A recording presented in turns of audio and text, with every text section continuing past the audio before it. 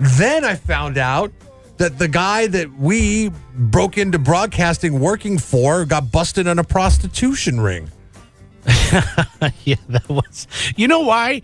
Okay, so this and was I'm like, God, this is a like radio host that we used to work for, and for some reason, it didn't surprise me. It did surprise me. Oh, it didn't surprise me. But I knew thought, him. I worked for him a little bit before you. I mean, a little bit longer than you did. He seemed like the prostitute type to you? He just seemed like the kind of. I don't know. I just didn't surprise me.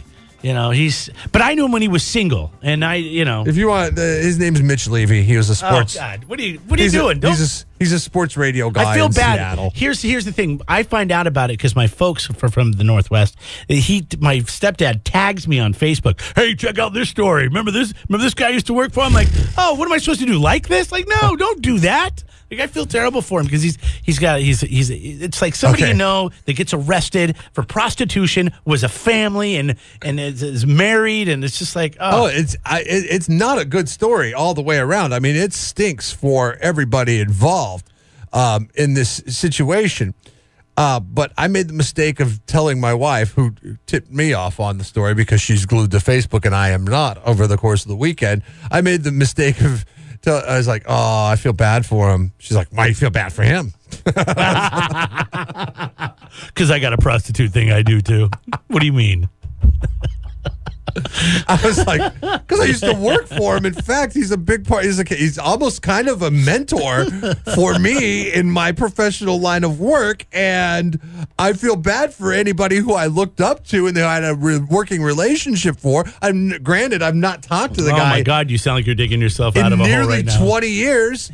Okay, I've not talked to the guy in 20 years. And if I have talked to him in the last 20 years, it was in passing. Like I saw him at an event. And I was like, hey, how's it going? Is the family doing okay? Okay, awesome. Have a great day, and then move on.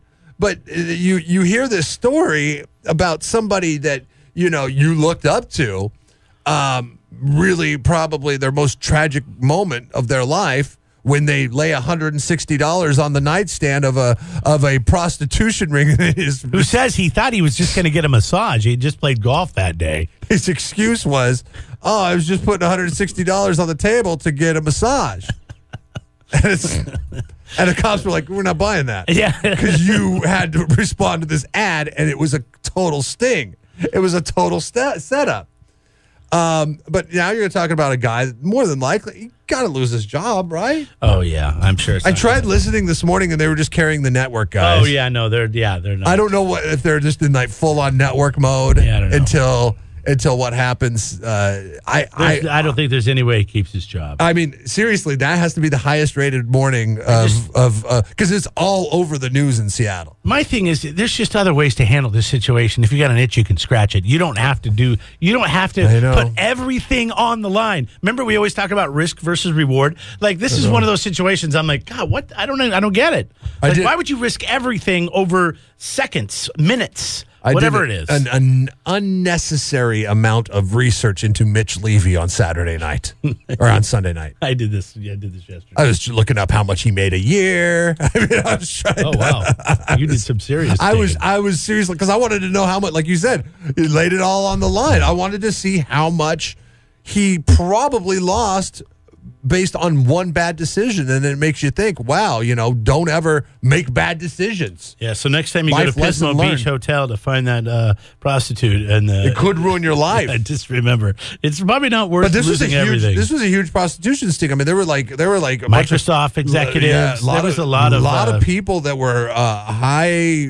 They were big in the business community in the east side of Seattle, and they are probably all losing their jobs, over 100 of them, as it rolled out over the weekend. That, man, I mean, just a terrible So that, and going back to Walter Becker, my dad was a huge Steely Dan fan. Huge Steely Dan. I mean, it was my first, so a lot of my firsts. My first look into the world of radio with Mitch Levy. My first look into the world of rock and roll with Walter Becker. And my dad, by listening to Steely Dan, I think told me right away that it was okay to not like the cool rock and roll stars. Like that you could go a little bit outside the box, because Steely Dan was never rock and roll. Like, they weren't AC/DC. Like I'd show up to a party, I'm listening to Steely Dan, my friends laugh at me. I'm like, well, I'm sorry, that's what my dad taught me. It was cool to listen to. So then, it made me think outside the box on my musical choices for the rest of my life, I think. And then hearing that, it's just a tough weekend. And my daughter this morning woke up with a big bloody nose and bled all over. No, that happens when it gets hot with kids, right? Isn't that? I remember getting those when I was a kid all the time. Not a good weekend. 93.3 KZOZ rocks. Jeff and Jeremy in the morning.